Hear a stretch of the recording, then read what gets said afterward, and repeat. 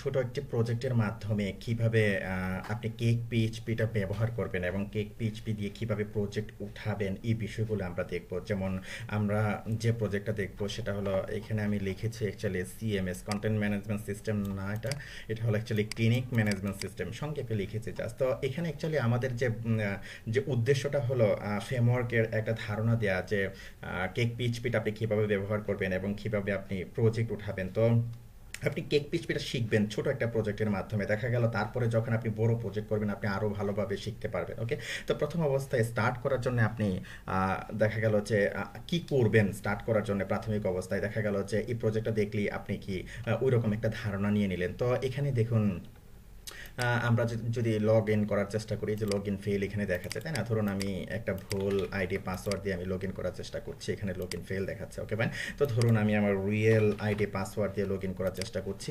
তো log in করার পর সে আমাকে এই যে লগ ইন সাকসেসফুল দেখাচ্ছে, আমাকে যে পেশেন্ট, অ্যাকচুয়ালি এটা আমি রিডাইরেক্ট করে দিয়েছি আমার পেশেন্ট পেজের মাঝে।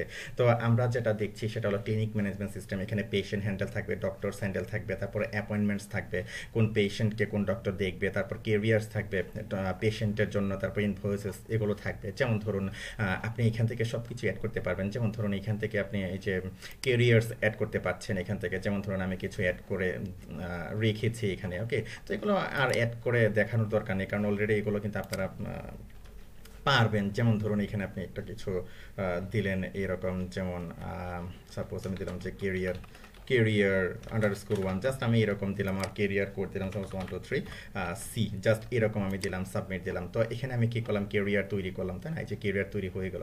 তারপর এটাকে আপনি কি করতে পারছেন, এখান থেকে আবার ভিউ করতে পারছেন, এই যে এখানে ডিটেলস দেখতে পাচ্ছেন। তো এখানে রিলেটেড পেশেন্ট নেই এখানে, কিন্তু আমরা যখন এখানে দিয়ে নিয়েছি, যেমন ধরুন আমি যদি এখানে যাই, আপনি দেখবেন যে এখানে রিলেটেড পেশেন্ট কিন্তু চলে আসছে, তাই না? তো রিলেটেড পেশেন্ট চলে আসছে, তার ডিটেলস সব কিছু চলে আসছে। এখান থেকে আবার ওই রিলেটেড পেশেন্টেরগুলো ভিউ এডিট ডিলিট করতে পারছেন। তো যাই হোক, আমরা আর ওদিকে যাচ্ছি না।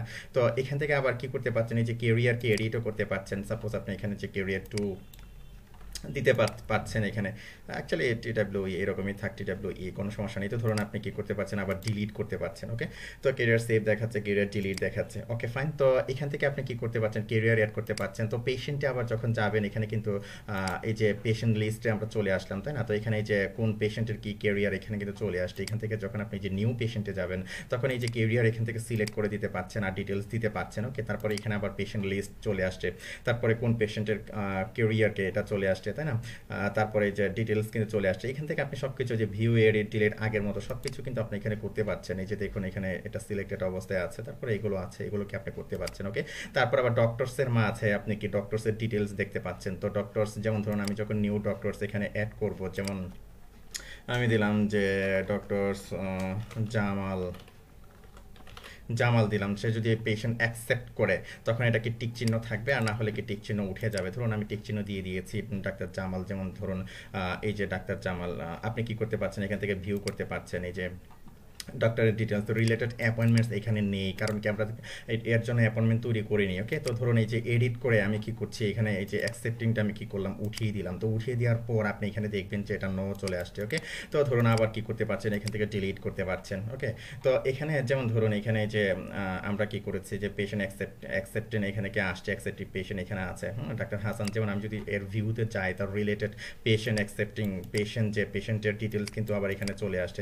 এই যে রিলেটেড অ্যাপয়েন্টমেন্টস, তাই না? যে পেশেন্ট, অ্যাকচুয়ালি পেশেন্ট আইডি হবে না, এগুলো অ্যাকচুয়ালি পেশেন্ট নেম হবে। যাই হোক, এগুলো আপনারা বুঝবেন, আপনারা করার সময় ঠিকঠাক করবেন। তো এখান থেকে আপনি এডিট ডিলিট মডিফাই করতে পারছেন। ওকে, তারপরে যথারীতি অ্যাপয়েন্টমেন্ট আপনি করবেন। যে যেমন ধরুন আমি নিউ অ্যাপয়েন্টমেন্ট, যেমন আব্দুর রহমানকে আমি কি করলাম, ডাক্তার রৌফকে অ্যাপয়েন্টমেন্ট করলাম ওই ডাক্তারের জন্য। ওকে, তারপর ধরুন এখান থেকে আমি 5 দিয়ে নিলাম। ওকে, তো এখান থেকে কি করছেন, আপনি অ্যাপয়েন্টমেন্ট করে দিলেন। এই যে এখানে কিন্তু অ্যাপয়েন্টমেন্ট আসলো। যেমন ধরুন আমি যদি এখন এটাতে ভিউতে যাই, এখানে ভিউ আপনি ডিটেলস এখান থেকে দেখতে পাচ্ছেন, তাই না? টোটাল কিন্তু সব কিছু চলে আসছে, appointment date, created date, ID, doctor, সব কিছু কিন্তু এখানে চলে আসছে। Okay, okay fine. তো এখন অ্যাপয়েন্টমেন্টসটা আমরা এরকম করে তৈরি করেছি। তারপর ধরুন ইনভয়েসেসটা আছে। তো যেমন ধরুন এখানে আশিকুর রহমানের জন্য, তারপর ধরুন আমি যদি ভিউতে যাই, আপনি ভিউতে এখানে ডিটেলস দেখতে পারবেন, ডিউ ডেটটাও এখানে চলে আসলো।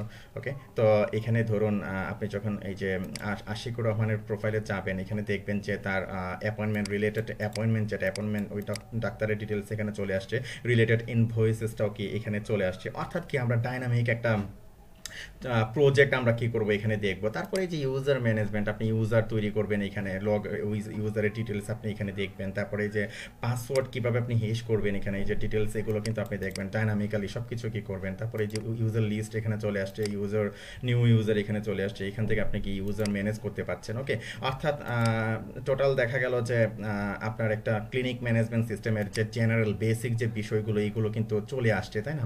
এখানে সবগুলো কিন্তু চলে আসছে। তারপরে এই যে অ্যাপয়েন্টমেন্ট, তারপরে এখান থেকে এই যে নিউ অ্যাপয়েন্টমেন্ট দিচ্ছেন, তাই না? এই যে ডাক্তারকে কি অ্যাপয়েন্টমেন্ট করছেন, ডাক্তারকে কোন পেশেন্ট দিচ্ছেন দেখার জন্য, তো এগুলো। তারপরে আরেকটা জিনিস দেখুন, এখানে দেখুন আপনি যখন এখানে পেশেন্টে আছেন, এখানে পেশেন্টের কিন্তু ডিটেলস চলে আসলো, নিউ পেশেন্ট লিস্ট, পেশেন্ট। আবার যখন ডক্টরসে গেলেন, ডক্টরসেটা আসলো, অ্যাপয়েন্টমেন্টসে গেলে অ্যাপয়েন্টমেন্টসটা আসলো, তারপর কেরিয়ার্সে গেলে কেরিয়ার্সের গুলো আসলো, তারপর ইনভয়েসেসে গেলে ইনভয়েসের গুলো আসলো। তো এগুলো অ্যাকচুয়ালি একেবারে ডাইনামিক্যালি কি করবেন আপনি নিয়ে আসবেন, কিভাবে এগুলো শিখবেন। তো এখানে যে বিষয়টা আমি আপনাদেরকে দেখিয়েছি যে কম্পোজার ইউজ করে আপনি কিভাবে কেক পিএইচপি ডাউনলোড করবেন এবং কেক পিএইচপি হ্যান্ডেল করবেন, ডাইনামিক্যালি আপনি কিভাবে কোড তৈরি করবেন, এই বিষয়গুলো শিখবেন। তারপরে ধরুন আপনি লগ আউট করলেন, লগ আউট করার পর ধরুন আপনি এখানে সিএমএস, তারপরে ধরুন আপনি যদি ডক্টরসে অ্যাক্সেস করতে চান, আপনাকে কিন্তু এই যে অ্যাক্সেস করতে দিবেন, আপনাকে লগ ইনে কিন্তু নিয়ে আসছে, তাই না? তারপরে ধরুন আপনি যদি এখানে পেশেন্টে অ্যাক্সেস করতে চান, আপনি কিন্তু পেশেন্টের মাঝে অ্যাক্সেস করতে দিচ্ছেন আপনাকে, লগ ইনে নিয়ে আসছে। আপনাকে অবশ্যই যে কাজটি করতে হবে, এইখানে কিন্তু আইডি পাসওয়ার্ড, আপনার আইডি পাসওয়ার্ড দিয়ে ঢুকে আপনাকে কি করতে হবে, এখানে কিন্তু আপনার অ্যাক্সেস করতে হবে।